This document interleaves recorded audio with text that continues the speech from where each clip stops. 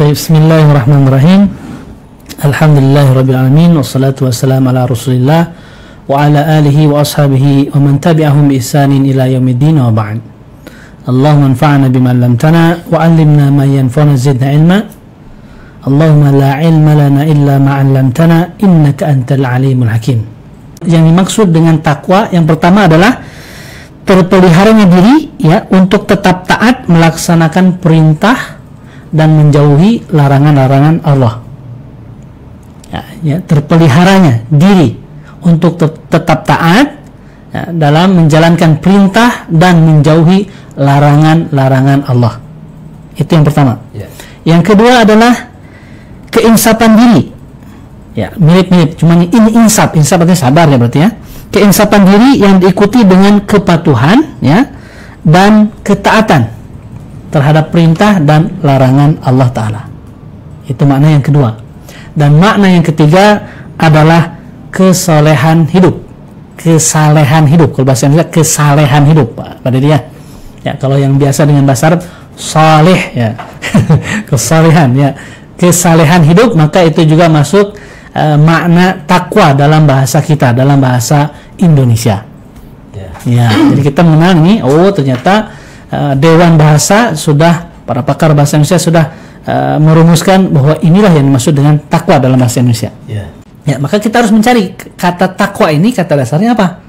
Ya, kata takwa ini kata dasarnya adalah dari kata waqa. Ya, waqa. Jadi bukan dari kata takwa langsung mencari huruf ta, tidak.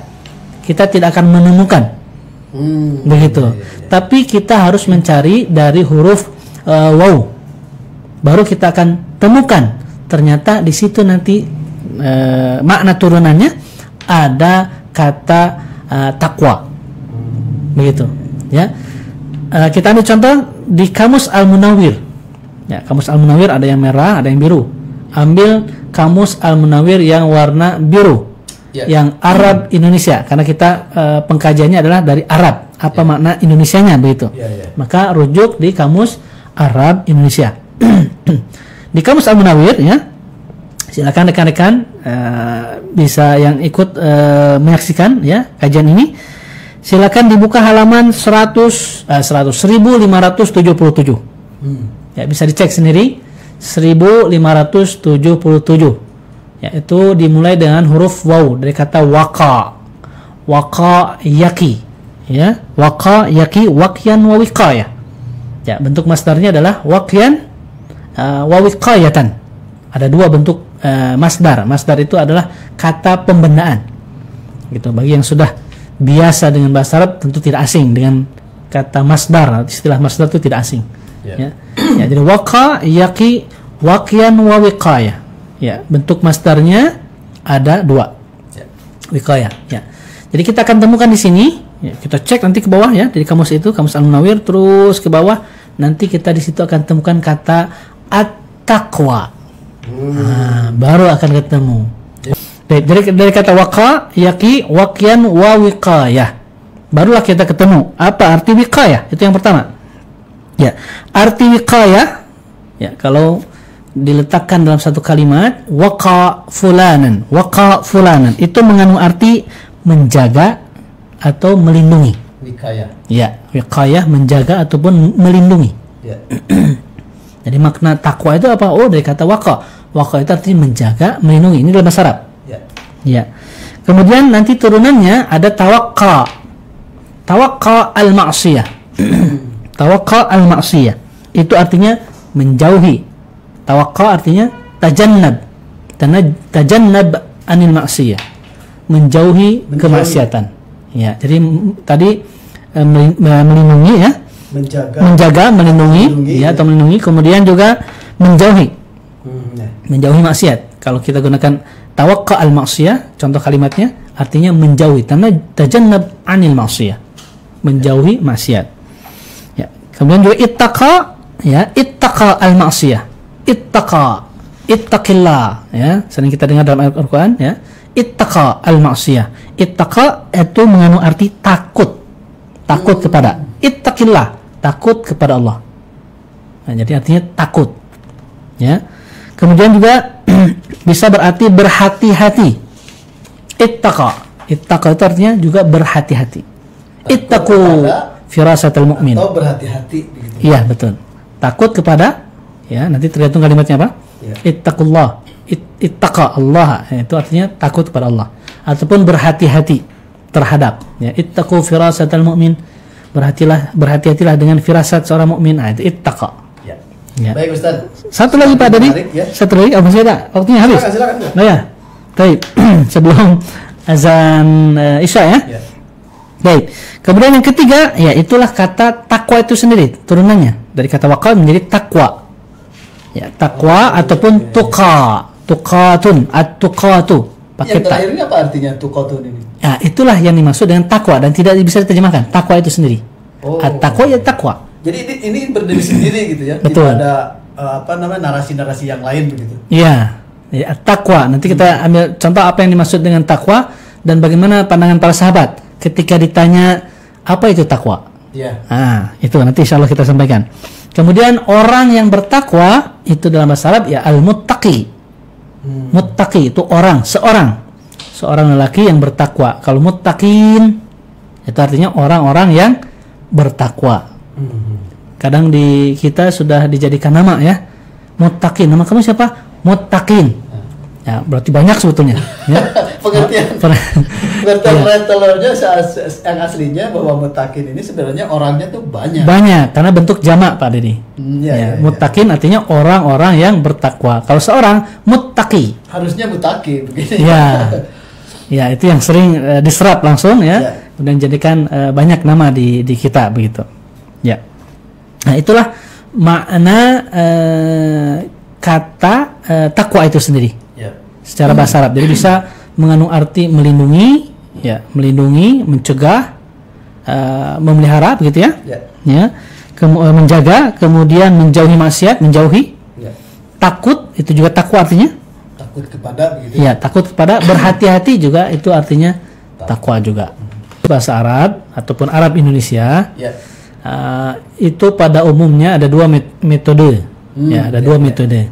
Metode yang kontemporer barangkali ya, yang kekinian itu dengan terjemahan modern ya, kekinian itu kita merujuk ke huruf yang pertama. Nah, tapi bagi metode kamus yang klasik itu kita harus mengeluarkan dulu kata dasarnya. Ya, barangkali saya ambil contoh lagi satu lagi ya. Misalkan kata istighfar ya, istighfarun ya. Istighfar kalau kita mencari kamus, di kamus apa sih arti istighfar itu? Ya, mencari di kamus bahasa Arab ya. Kalau kita menekan yang metode klasik, maka kalau kita mulai dari huruf alif sampai kapanpun tidak akan ketemu. Begitu ya. Karena kata istighfar ini harus dikeluarkan dulu kata dasarnya apa. Ya, ini ada SOP khusus ya sebetulnya. Strateginya. Jadi kita harus mengenal dulu kata dasar dalam bahasa Arab itu apa. Nanti ada yang namanya fi'il sulasi. Ya, kata kerja yang ataupun kata yang dibangun dari 3 huruf sulasi. Ya, ada rubai. Ya, ada juga rubai ya. Kemudian sulasi nanti rubai itu 4. Ya, memang terlahir demikian. Jadi kalau apa sih sering bertanya, apa sih itu wazan sulasi? Wazan itu pola ya dalam bahasa Arab, kata yang digunakan dia tersusun dari 3 huruf. Ya, dari 3 huruf. Sulasi mujarrad artinya tidak ada tambahan. Mujarrad artinya tidak ada tambahan. Sulasi mazid ya, itu artinya ada tambahan. Jadi kalau nanti istighfar itu masuk ke mana? Masuk ke sulasi mazid. Ya, 3 huruf tapi ada tambahan. Ya, istighfar itu alif, sin, ta, ghin, alif, ra. Di 6 huruf. Ya, kalau kita keluarkan kata dasarnya, maka kita akan dapati hanya 3 huruf saja. Yaitu ghin, fa, dan ra. Ya, jadi kata dasar ghin, fa, ra ini adalah kunci untuk membuka kamus Arab. Jadi kalau kata istighfar kita akan buka di huruf yang mana? Bukan di huruf alif, tapi di huruf ghin. Nah, begitu. Barulah ketemu nanti kata istighfar. Artinya memohon ampun. Begitu. Nah, itu dan masih banyak lagi contoh yang lain dan ini harus dipraktekkan. Ya, nanti diterangkan secara teorinya begini-begini ini. Setelah paham, silakan cari. Termasuk yang takwa nih. Ya, memang yang agak sulit adalah ketika satu kata dalam bahasa Arab ada huruf illah. Itu yang agak sulit, huruf illah. Huruf illah ini adalah huruf yang jadi objek bahasan, baik dalam bahasa, ya, dalam makna-makna, ataupun dalam penulisan, ataupun dalam pembacaan. Kalau dalam ilmu tajwid, ya, ini namanya huruf mad, karena huruf illah itu ada 3, alif, waw, dan ya. Dalam ilmu tajwid ini namanya huruf mad, karena berkaitan dengan cara baca. Kalau dalam ilmu saraf namanya huruf illah. Nah, kalau ada huruf ini, nanti ada yang dibuang, ada yang pindah, ada yang ditambah, begitu. Nah, ini memang agak susah dan perlu waktu untuk menjelaskannya. Baik. Itu barangkali yang bisa sementara ini untuk dijawab, ya. Kita teruskan, Pak Dedi? Ya, baik, insyaallah. Baik, sahabat-sahabat yang dirahmati Allah Subhanahu wa taala. Ya, setelah kita mengenal tadi apa arti ataupun makna takwa, ya, dalam bahasa Arab, ya. Kita lihat bagaimana pandangan para sahabat Nabi radhiyallahu anhu, ya. Saya ambil di antara contohnya adalah yang pertama sahabat Abi Hurairah. Sahabat Abi Hurairah radhiyallahu anhu, ya. Ketika ditanya tentang takwa, apa sih maknanya takwa itu apa? Gitu. Sahabat Abi Hurairah menjelaskan bahwa dia bertanya balik, ya. Bagaimana kamu, atau kamakal Abu Hurairah, ya, bagaimana kamu jika berjalan dan di hadapan kamu ada duri? Apa yang akan kamu lakukan? Nah, maka yang bertanya ini tentu akan menjawab, ya tentu saya akan berhati-hati supaya tidak terkena oleh duri. Maka Abu Hurairah mengatakan, itulah maknanya takwa. Itu yang dimaksud dengan takwa. Jadi, itu yang pertama. Berhati-hati. Iya. Menurut versi Abu Hurairah. Betul, berhati-hati, melindungi diri, kan begitu kan? Ya. Menjaga, ya. Takut kepada duri. Nah, itu takut juga itu termasuk bagian dari makna takwa. Begitu. Kemudian sahabat yang kedua adalah sahabat Ali bin Abi Thalib radhiyallahu anhu. Ya, juga ditanya tentang takwa. Jadi kita bisa melihat, ya, bahwa tentu saja generasi terbaik adalah zaman Nabi dan para sahabat. Jadi kita bisa melihat kenapa kita menjadikan sahabat itu juga sebagai hujah. Karena sahabat adalah murid Nabi. Murid baginda Muhammad SAW. Ya, dididik dengan begitu baik, ya, generasi terbaik. Maka sahabat ingin mencontoh Nabi dalam segala hal. Dalam segala hal, Pak Dedi. Ya. Karena kecintaan kepada Nabi dalam bagaimana Rasulullah tidur, bagaimana Rasulullah duduk, bagaimana Rasulullah berjalan, bagaimana Rasulullah minum, makan, dan lain sebagainya, dalam segala hal. Karena sahabat memahami bahwa ini adalah prototipe manusia terbaik yang Allah pilih. Begitu. Ya, ketika manusia terbaik, berarti kita bisa mencontoh dari ujung kuku kaki, ya, sampai rambut. Kita bisa mencontoh karena ini adalah manusia terbaik pilihan Allah, paling mulia. Dan didasarkan kecintaan kepada Rasulullah, maka semua gerak-gerik tingkah laku Rasulullah itu akan dituruti, akan diikuti oleh para sahabat. Ya. Jadi ketika sahabat Ali radhiyallahu anhu ditanya tentang takwa, ya, beliau menjawab, at-taqwa itu adalah al-khauf minal jalil, al-khaufu minal jalil, al-khaufu minal jalil, wal amalu bima fit tanzil, wal isti'dad li yaumir rahil. Ya, jadi kalau kita lihat bahasa Ali radhiyallahu anhu juga itu juga terkenal bahasanya bahasa adib. Ya. Jadi bahasanya apa istilahnya? Kalau bahasa kita itu murwakanti pada ini. Ya, indah bahasanya. Iya, bahasanya menggunakan bahasa yang indah. Ya, terkenal kalau Ali itu sering menggunakan bahasa yang indah.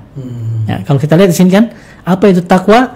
Takwa adalah al-khaufu minal jalil, wal amalu bima fit tanzil, ya, wal isti'dadu li yaumir rahil. Enak kita bacanya. Gitu, ya. Jadi yang dimaksud dengan takwa adalah kata Ali radhiyallahu anhu, sahabat Ali, al-khauf minal jalil, yaitu satu bentuk ketakutan, ya, dari Allah, Ya, minal jalil, dari maha yang mulia. Al-jalil itu maha mulia dari Allah tentunya. Wal amalu bima fi tanzil, dan beramal dengan apa yang Allah turunkan, apa yang Allah perintahkan, apa yang Allah larang, dihindari. Ya. Dan yang ketiga al-isti'dad liyaumir rahil, kemudian mempersiapkan diri liyaumir rahil, untuk menghadapi hari akhir. Begitu. Rahil artinya berpindah dari dunia ke alam akhirat. Liyaumir rahil. Nah, itulah perkataan sahabat Ali radhiyallahu anhu. Jadi barangkali jelas. Jadi makna takwa dalam bahasa kita, kemudian juga dalam bahasa Arab. Ya. Begitu. Nah, sekarang tahapan yang ketiga adalah bagaimana dengan bahasa Al-Quran? Bagaimana Al-Quran menggambarkan kata takwa ini atau makna takwa ini dalam ayat-ayatnya, dalam surat-surat yang Allah terangkan dalam Al-Quran. Ya, seterusnya kita lihat ada berapa kata takwa yang disebut dalam Al-Quran. Ya, kata takwa ada berapa? Ya. Kata takwa dalam Al-Quran itu disebut kata takwa, ya, tidak ada imbuhannya lain, tidak ada sandaran yang lain, hanya takwa saja. Ta, qaf, waw, alif maksurah ataupun alif bengkok, gitu ya. Takwa itu terulang dalam Al-Quran sebanyak 15 kali dalam 15 surat. Ya, terulang 15 surat. Ya, 15 kali dalam 15 surat dalam Al-Quran. Itu dalam surah kita lihat dalam surah Al-Baqarah ayat 197. Ya, ini ayat tentang haji. Al-hajju asyhurun ma'lumat, faman farada fihinna al-hajja fala rafatha wala fusuqa wala jidala fil hajj. Ya. Wa ma taf'alu min khairi ya'lamhu Allah wa tazawwadu fa inna khairaz zadi at-taqwa. Kata taqwa disebut sini. Ya. At-taqwa. Allah sebut juga kata taqwa ini dalam Al-Quran. Ya. Wattaqun ya ulil albab. Artinya saya sering ulang-ulang, saya sering sampaikan nih bahwa setiap huruf yang ada dalam Al-Quran, setiap kata yang ada dalam Al-Quran, kalimat yang ada dalam Al-Quran, ayat per ayatnya, susunannya, ya, itu adalah suatu mukjizat. Ya. Berbeda tentu saja dengan hadis. Hadis selamanya, hadis Nabi kita Muhammad SAW selamanya statusnya tidak akan sama dengan Al-Quran. Ya, walaupun hadis juga merupakan panduan dari wahyu, gitu ya. Tapi lafaznya itu bukanlah wahyu, berbeda dengan Al-Quran. Ya. Maka sering saya katakan bagi sarjanawan Muslim, sarjana Muslim, mari kita rujuk Al-Quran. Ya. Al-Quran ini memang turun kepada Rasulullah SAW. Tapi juga Al-Quran ini juga diperuntukkan untuk kita. Artinya kita juga harus menggali Al-Quran. Ya, sebagaimana para sahabat juga menggali Al-Quran, para tabi'in menggali Al-Quran, dan seterusnya. Yaitu galilah Al-Quran, karena mukjizatnya tidak selesai. Mukjizatnya terus sampai yaumul qiyamah, sampai Allah menghancurkan ataupun Allah menghentikan dunia ini. Begitu. Jadi Al-Quran itu harus terus digali. Saya sering terkagum-kagum, ya, Masya Allah, ketika ada satu kajian tentang neuroscience misalkan, ya, mengkaji tentang bagaimana kerja otak dan lain sebagainya, itu merujuk kepada Al-Quran, itu Masya Allah, itu sangat luar biasa. Seharusnya seperti itulah kita lakukan, seperti itu. Ya, kenapa kita terpalingkan dengan ilmu-ilmu yang notabene belum tentu benar dan bukan wahyu? Ya, sedangkan ini adalah wahyu otentik, dan seorang mukmin harus meyakini 100% tanpa keraguan, ya, tanpa keraguan. Itu harus menggali terus Al-Quran. Begitu, sampai saya terkagum-kagum ketika ada seorang profesor, ya, meneliti tentang mikroba pada ini, ya, karena ini bukan bidang saya sebetulnya, tapi ketika seorang profesor meneliti tentang mikroba, dia rujuk dengan Al-Quran. Ya, saya kajiannya dalam Al-Quran, Masya Allah. Tersentuhlah hati saya itu. Profesor ini orang Muslim? Muslim tentu saja. Iya, Muslim tentu saja. Ya. Karena ada di beberapa kajian tertentu, bahkan dalam sebuah buku terkenal pernah ada seorang profesor meneliti Al-Quran, tapi sesungguhnya dia bukan orang Muslim, begitu.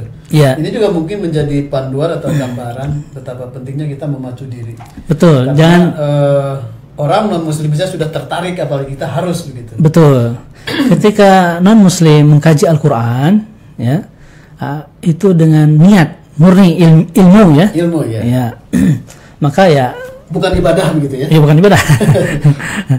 Ada dua ya. Ada yang memang yang Allah beri hidayah, ada yang tidak. Ya. Nah, nanti Allah sendiri yang menentukan itu hati niat dia mengkaji itu apa. Ya. Apakah ingin mencari-cari kelemahan Al-Quran? Ya, apakah dia ada keikhlasan tidak? Ya, begitu. Karena sebetulnya satu saja yang ingin saya katakan, yang menghijab manusia dari Allah itu bukanlah dosa dan maksiat. Ya, yang menghijab manusia dari Allah itu bukan dosa dan maksiat, bukan karena banyaknya dosa, bukan karena banyaknya maksiat, bukan. Yang menghalangi maksudnya menghijab itu menghalangi. Yang menghalangi manusia dari Allah itu adalah sifat takabur, al-kibr. Ya. Sifat takabur itulah yang menghalangi hidayah Allah masuk ke dalam manusia, diri manusia itu sendiri. Apa dalilnya, apa hujahnya? Iblis. Ya.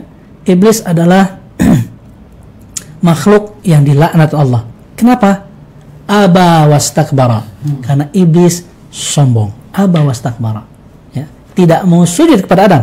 Yeah. Kenapa? Karena iblis merasa saya lebih baik dari Adam. Ana khairu minhu, khalaqtani min nar. Khalaqtani min nar wa khalaqtahu min tin. Ya. Saya terbuat dari api. Iya, saya lebih baik dari Adam. Ya, saya terbuat dari api dan Adam terbuat dari tanah. Kenapa? Kalau bahasa kita ya, kesannya lebih mulia. Iya, kenapa saya harus bersujud kepada tanah? Api lebih mulia. Nah, ini adalah sifat al-kibr. Takabur, sombong. Takabur. Iya. Maka inilah yang menghijab, menghalangi makhluk dari Allah itu adalah al-kibr, sombong. Begitu. Baik, jadi kembali ya, rekan-rekan semua sahabat yang dirahmati Allah. Jadi kata takwa disebut dalam Al-Quran sebanyak 15 kali dalam 15 surat. Yang pertama contohnya Al-Baqarah 197 yang tadi saya sebutkan. Disebut takwa. Fa inna khairuz zadi at-taqwa. Ayat ini berkaitan dengan atau tentang haji. Ya, Allah mengatakan sebaik-baiknya bekal untuk pergi haji adalah at-taqwa, yaitu takwa. Ya, bukan berapa duit yang kita bawa, bukan berapa bekal yang kita bawa, persiapan dan lain sebagainya, bukan. Tapi sebaik-baik bekal kata Allah at-taqwa. Fa inna khairuz zadi taqwa. Keimanan. Ya, ketakutan kepada Allah, ya, terpelihara dari perbuatan-perbuatan maksiat, menjauhi larangannya dan lain sebagainya. Ya, seperti yang sudah saya sampaikan. Kemudian yang kedua, contoh yang kedua adalah surah Al-Maidah ayat 2. Ya, saya pilihkan ayat-ayat yang barangkali ini sudah familiar terdengar oleh telinga kita ya. Ya, surah Al-Maidah ayat 2. Wa ta'awanu 'alal birri wat taqwa wa la ta'awanu 'alal itsmi wal udwan. Ya, sering ya kita dengar ya. Paling sering. Jadi rujukan sering gitu. Betul. Wattaqullaha innallaha syadidul iqab. Ya, dari sini sebut juga kata takwa. Wa ta'awanu 'alal birri wat taqwa. Ya, saling tolong menolonglah kalian alal birri wat taqwa. Nah, atas perbuatan baik dan ketakwaan. Ya, jadi ini adalah contoh ayat-ayat yang menggunakan atau disebut ada kata di situ at-taqwa. Jadi Allah sebut kata itu. Berarti kita paham ya bahwa ini adalah bukan kebetulan. Allah menghendaki begitu. Ya. Kemudian kalau kita lihat ya, karena ijaz Al-Qur'an, mukjizat Al-Qur'an ini bisa dilihat dari berbagai aspek. Bahkan ada yang namanya i'jaz al-adadi. Ya, mukjizat Al-Qur'an dilihat dari al-adadi. Adad itu bilangan. Coba ada angka-angka yang disebut dalam Al-Qur'an itu ada berapa saja? Contoh 6, 7, ya 19. Nah, apa sih rahasianya? Nah, bagi orang yang mau mengkaji ada mutiara di situ. Dan itu sudah ada orang yang melakukannya. Ada rahasianya.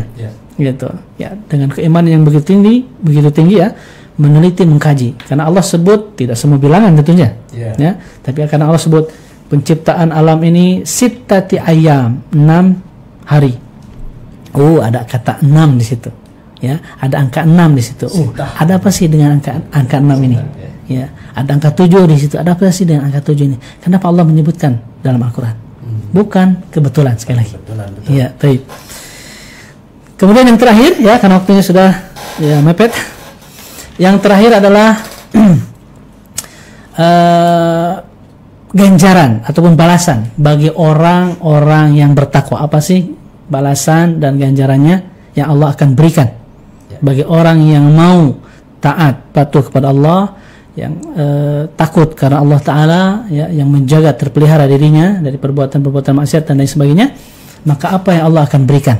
Ya, kita cari dalam Al-Quran ada 4 ayat, ya, dalam 2 surat.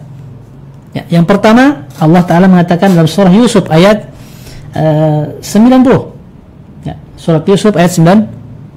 Potongan ayatnya saya sebutkan langsung. Man yattaqi wa yasbir fa innallaha la yudhi'u ajral muhsinin. Ya, barang siapa yang bertakwa, man yattaqi, barang siapa yang bertakwa, wa yasbir, dan bersabar. Ya, Allah ikuti dengan kata sabar. Dalam Al-Quran Allah sebut dengan kata sabar setelah kata bertakwa. Ya. Karena ketakwaan ini memerlukan kesabaran Pak Didi. Ya, melaksanakan perintah Allah tentu memerlukan kesabaran. Menjauhi larangannya ini tentu memerlukan kesabaran. Ya, nanti buah dari kesabaran apa yang Allah berikan? Ya. Kata Allah, fa innallaha la yudhi'u ajral muhsinin. Karena sesungguhnya Allah tidak akan ataupun tidak pernah menyia-nyiakan, ya, ajra, upah, pahala, ganjaran, al muhsinin, orang-orang yang berbuat baik. Jadi orang yang bertakwa kemudian bersabar, Allah tidak akan menyia-nyiakan berapapun jumlahnya, ya, perbuatan baik itu dilihat, dihargai ataupun tidak oleh manusia, Allah tahu, dan Allah tidak pernah menyia-nyiakan apa yang kamu lakukan. Gitu. Itu yang pertama. Yang kedua dalam surah At-Talaq, ya, saya sebut 2 surat dalam 4 ayat, ya. Surah At-Talaq ada 3 ayat. Surah At-Talaq ayat 2 Allah Ta'ala mengatakan, wa man yattaqillaha yaj'al lahu makhraja wa yarzuqhu min haitsu la yahtasib.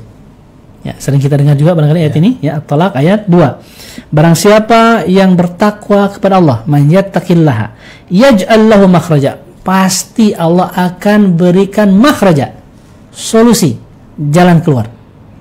Gitu. Syaratnya apa? Kalau ingin diberikan solusi, diberikan jalan keluar oleh Allah, syaratnya apa? Man yattaqillah, bertakwa kepada Allah. Bertakwa memerlukan kesabaran tentunya, ya.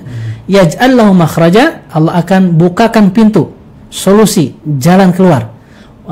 Wa yarzuqhu min haitsu la yahtasib, dan Allah akan memberinya rezeki min haitsu la yahtasib, dari jalan yang tidak disangka-sangka. Itu ganjaran, balasan ataupun janji Allah yang akan Allah berikan kepada orang-orang yang bertakwa. Yang kedua, yang ketiga dalam surah At-Talaq juga ayat 4, wa man yattaqillaha yaj'al lahu min amrihi yusra. Ya, wa man yattaqillaha yaj'al lahu min amrihi yusra. Dan barang siapa yang bertakwa kepada Allah, yaj'al lahu min amrihi yusra, maka pasti Allah akan menjadikan urusannya yusra, mudah. Jadi Allah akan mempermudah segala urusan kita. Kita rasa susah, kita rasa berat gitu ya. Tapi kalau kita yattaqillah, maka janji Allah, yaj'al lahu min amrihi yusra, Allah akan mudahkan. Itu janji Allah yang ketiga. Yang keempat, yang terakhir, janji Allah dalam surah Talaq ayat 5, masih surat yang sama.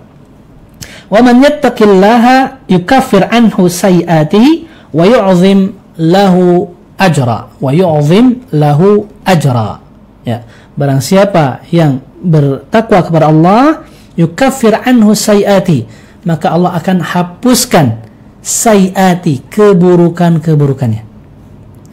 Wa yu'zim lahu ajra, dan Allah akan memberikan balasan yang sangat besar. Nah, gitu. Itulah janji Allah, ya, ataupun balasan dari Allah yang Allah akan berikan kepada orang-orang yang bertakwa. Ini kalimat yang kelima nih di At-Talaq ayat 5. Ya. Ini sama dengan menutupi aib begitu ya?